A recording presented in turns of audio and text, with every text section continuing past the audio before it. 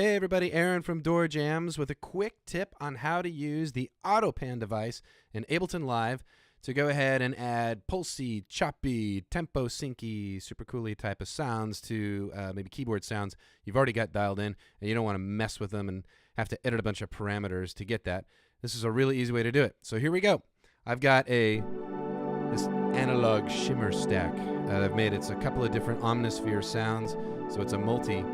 And I don't want to go into Omnisphere and have to map my LFO to the amplifier and filter envelopes and do all that. I like the sound the way it is normally. But this week I'm playing a song and it's got a part where that synth pad that I really like needs to start chopping. So what I'm going to do is go into Ableton and I'm going to look for a tremolo effect. No tremolo effect in Ableton. So let's grab Auto-Pan. Let's put it over here. And when we first play, we bring up the amount. It starts throwing the sound from left to right because it's an auto-panner. That's what it's supposed to do. But if you take this phase knob and you drag it all the way to 0, your auto-pan has become a tremolo. You can speed it up. You can slow it down. Now, when this gets really helpful and useful for us synthesizer players is when we go from hertz as part of the rate to a note value. So now it went to 1/16. So now when I play it, it's at a 16th note value of the tempo that I'm doing the current song in, which is 68 beats per minute. So now let's do something. I want to change this from a sine wave, where it's kind of gradually making its way up and down. I want to change it to a saw wave. So now it's going to feel a little more like a real chop, almost like it was arpeggiated, where you hear a discrete start to the note and then it kind of fades away. So check this out. That's the kind of sound I want on this one. Now, the next thing I'm going to do is map the amount button to my Korg Nano controller. You can map this to any MIDI controller you want. So I'm going to hit MIDI. I'm going to click on amount. I'm going to move the knob on my controller, and it immediately maps it. I'm going to click off of MIDI. Now, I can go ahead and be playing and have my nice shimmer pad going. And isn't that beautiful? Oh, wonderful. And then we hit that big bridge where we really want to build it, and I'm going to dial in this chop. And I might say, like, I kind of want to mix it. I don't want it, like, totally chopped.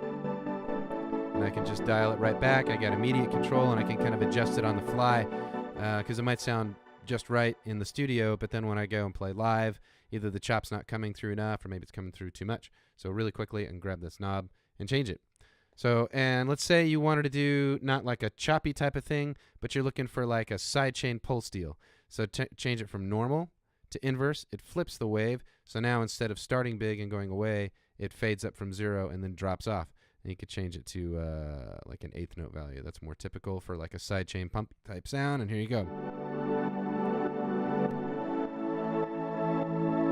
Cool part about this being behind the synth is that in this patch, I've got a reverb that's a shimmer reverb that's affecting the patch. If I went in Omnisphere and used an LFO to create all this pulsy choppy stuff, it would not be affecting the reverb. The reverb would continue to go and kind of bleed through and make that chop not as obvious.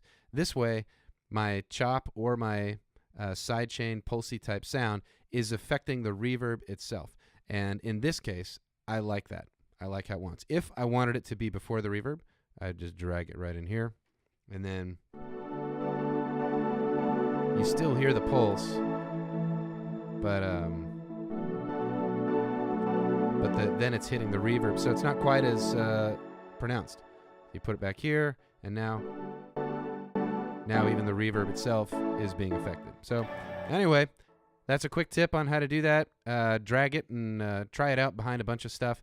And if you like what you hear, you can grab this and group it with this, hit group, and now you've got a new rack inside of a rack, and you could name this like choppy analog shimmer stack. And then you're all set to go. And then it'll always be there, and you don't have to drag the Auto-Pan in next time you want to do this. Thanks. If you want any more tips, go to doorjams.com. Hopefully this was helpful. See ya.